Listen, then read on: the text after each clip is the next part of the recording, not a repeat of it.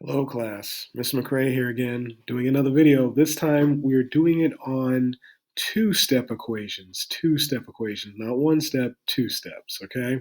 But we're not going to do it in terms of just the easy way, and we're going to do it a little bit harder, like I always try to do to push this guys to make you get better at math. So on the left-hand side is basically the operations and the inverse, like we talked about before. You know that if you doing the addition as the operation, then the inverse is subtraction, and multiplication is division. And then we talked about before at the end that square root is another operation that has an inverse. So if you have a square root, you use an exponent to basically represent the inverse of that. Okay. So two steps equation basically is going to be two steps to actually solve and find the value of x, okay? So I'm going to try to show you the easiest way to do that and try to give you an idea how to remember which steps to do and how to unravel the whole equation. So let's look at the first one, okay? So remember we said before with the equal sign, to balance it, we're going to put a line right down the middle like we did before, okay? Now let's look at this equation. So if we actually did this, if we inputted a value for x, say if we inputted like, I don't know, 3 or something like that or whatever, how would we actually go about solving it if we actually inputted a value and we did know the answer? So if we did the actual operations itself, I'm going to go OP, okay, this on the side. Okay, if I did the actual operation itself, what do I do first? So if I put a value in for 3 for x, okay, then what do I do first? I would divide by 3 first. So that would be the first step, would be divide by 3. Okay, so I'm going to write div. Hopefully you can see that. And I'm going to put 3. Okay, then the next step would be add 3. And that would be my final answer, right? Yes. And so basically I knew I went left to right, and then so I would just show a value going it downwards. Now the inverse of this and finding the value of x, because again, we're not trying to find the actual answer, of the question. We're trying to find the variable that represents the situation. So the inverse would actually be the opposite of what both of these two operations are. So we know the first one, division, is basically multiplication. Okay, so the inverse of that would be multiplication based on the table. Okay, multiply by 3. Line of lag in here. Okay, and then the addition one would be subtraction.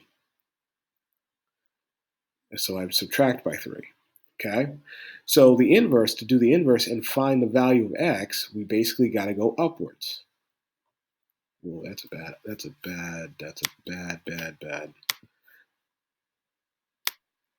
Let me make it better. Wow, okay, hold on. So make another, there it is. That's better, okay? So again, the inverse would be going opposite. So again, we'd start at subtracting 3 and then we multiply by 3. So let's do it. So minus 3, and remember we got to do the same to the other side because of the inequality, rule of addition and subtraction, rule of inequality. Okay, so it tells us to balance the equation. So this cancels, and we end up with x over 3, okay, equals 16. Okay, because basically 19 minus 3 is 16. So then the other portion said multiply by 3. So I basically would multiply both sides by 3. Okay, so again, that would be x equals, and then 16 times 3 is 48. And that would be the answer to the question. Okay, so again, like I said, two-step solving equations to find the value. So again, know the operations and know exactly how they would go to solve it, to find the answer. Then you want to take that and think about, okay, what would be the inverse of those operations? And that's how it would go, okay? All right, so let's try a couple more and then we'll be good to go. And I'll let you guys go to do some work yourself. I think we get it.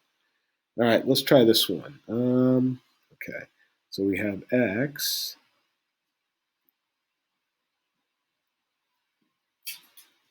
plus 2.5 over 3, okay, equals 2.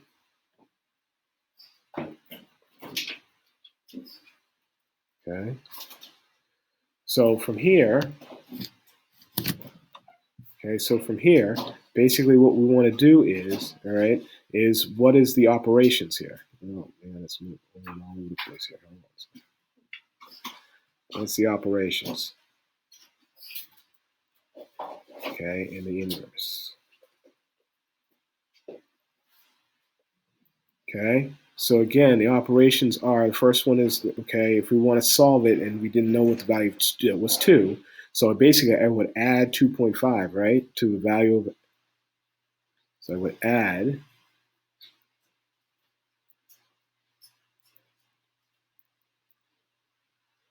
2.5. Sorry guys, it's like to the side. I don't know why it's to the side like this. Okay, let me see if I can erase it and redo it. Hold on. Get this better for you. Okay.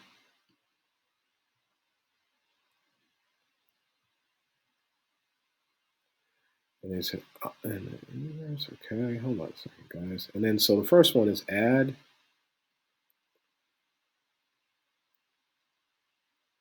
2.5. Okay. And the next one is basically then we want to divide by 3, right? By 3. Okay, so now that's where it goes, and that will give us our answer. So the inverse of that would be multiplication of 3. Okay, and then subtract 2.5. So that would be the way to do it, to get the inverse or find the value. Okay, so let's do that right here. So then I would multiply both sides by 3. Okay, just like it says. There it is.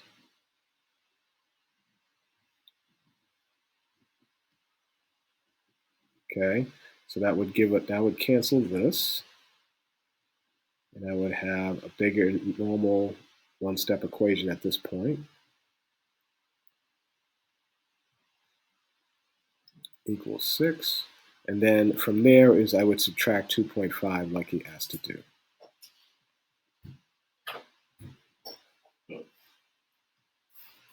And so that would give us x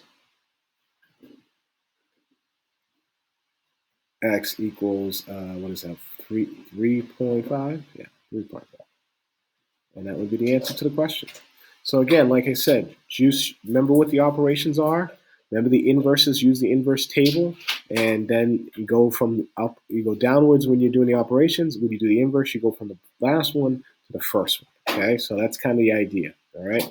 So as you get older and start doing more work in inverses, you'll see a little bit more different styles that you'll have to do. Okay. So let's try one more problem, and actually 2 more problems, and then I will let you go to do the rest of the work for the today. Okay, so let's try one more.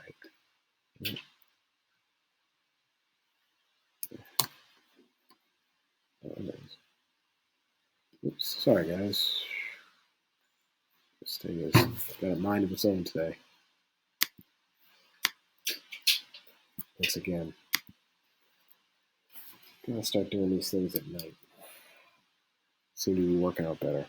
Okay, so let's try one of these problems. Let me show you another one of these so we can see this. We have x minus 1 over 7 equals 1.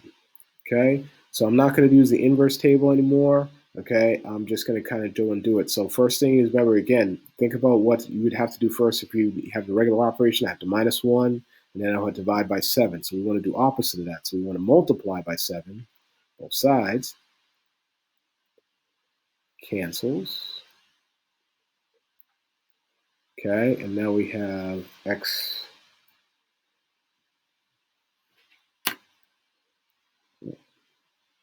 Now we have, it's just not the day to do this, I guess. All right. So the other one is x minus 1 equals 7. Okay, and then we add 1 to both sides.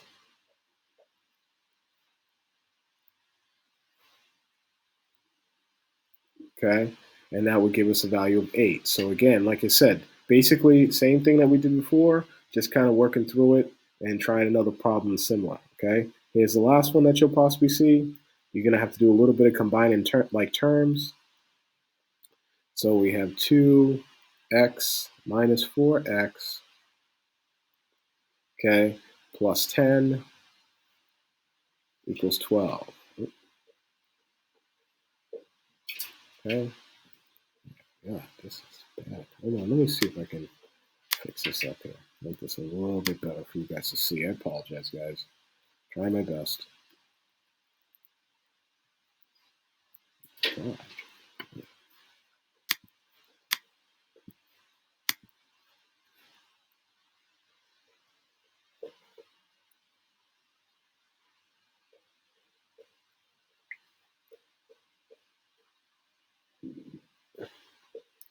plus 10, 12. Okay, so this would be, again, we want to combine like terms because we have two x's and a negative 4x, so that give us negative 2x. Okay, we got to combine those terms first, and then we come to an old school two-step equation here. Okay, 10 equals 12. So again, we minus 10 from both sides. Okay, and then this cancels, and then we end up with negative 2x equals 2. Okay, and divide by 2.